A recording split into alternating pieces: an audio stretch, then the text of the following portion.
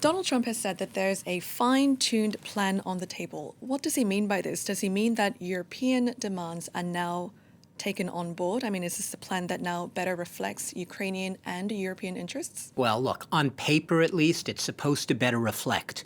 But everything here is relative because let's be honest, the original plan, the 28-point plan hammered out secretly without Europe or Ukraine's input behind the scenes, was essentially a document that was terms of surrender by Ukraine to Russia.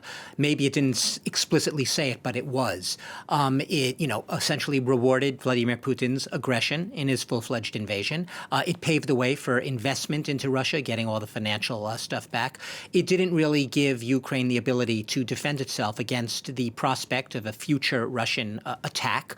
Would have, thwarted, amputated its military. Would have forced Ukraine to hand back territory, even territory that Russia doesn't control right now. So if that is your sort of starting point for comparing plans, sure. The document that the negotiators, Ukraine and the Europeans now have in hand, the 19-point plan, is nominally better than the 28-point plan, which just about everyone who looked at it said was a total joke.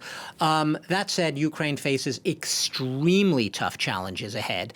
This plan is going to be extremely difficult to really make work on paper. And the sticking point here are the so-called security guarantees, right? I said that the most important thing from the standpoint of Europe and its continental security, and from Ukraine, obviously, from its standpoint, is if Russia, as past precedent suggests is not implausible, were to attack Ukraine again after a peace deal somewhere down the road, if not tomorrow or a month from now, a few years from now, can Ukraine defend itself? And would Europe be able to help Ukraine defend itself?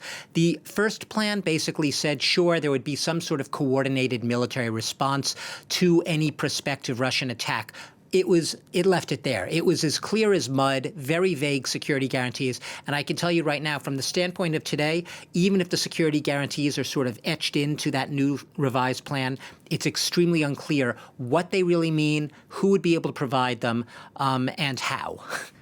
The resources. So a new week of diplomacy is about to begin, a new round of diplomatic shuttling, if you will. Yeah. But at the end of this tunnel, how realistic are hopes for real peace in Russia if Moscow is ultimately going to reject any real peace in Ukraine?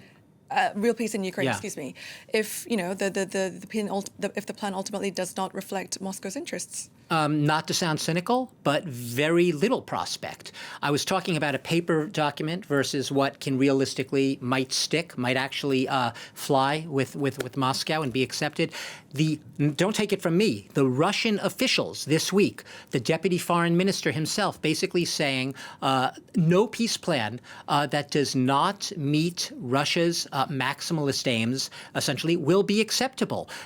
Any peace plan that is anything short of sort of a full victory for Russia is not going to be acceptable. It's amazing. It's interesting how clear and explicit Russia has been about what would be an unacceptable plan, and how explicit it has been that it is sticking to its maximalist aims, that in its view, Ukraine cannot ever pose a threat again to Russia. Ukraine's army must be limited. Russia must get the territories that it is illegally occupied and annexed. And that disconnect between, but perhaps the right plan Russia will accept. Past precedent suggests that even if Russia signs on to a plan, a piece of paper put in its face, it is highly likely at some point to be in breach of that plan, even as it claims it is doing anything but. We saw this with the Minsk agreements in 2014. We saw this with Georgia in 2008 when it had pledged to retreat its forces, withdraw its forces from Georgian breakaway regions. Never did. They're still there today, actually. And we saw it before Putin was in power with the 1994 Budapest Memorandum, which was supposed to be Ukraine giving up its nuclear weapons in exchange for Russia respecting its sovereignty down the road. Well, we know where that ended.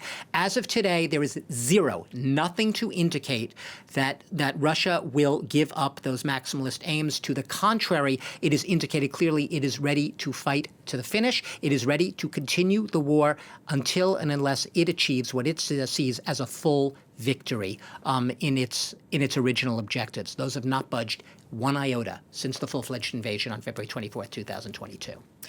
All right, but diplomacy continues nonetheless. All right, thank you very much indeed for now, Douglas Herbert. That's our international affairs commentator.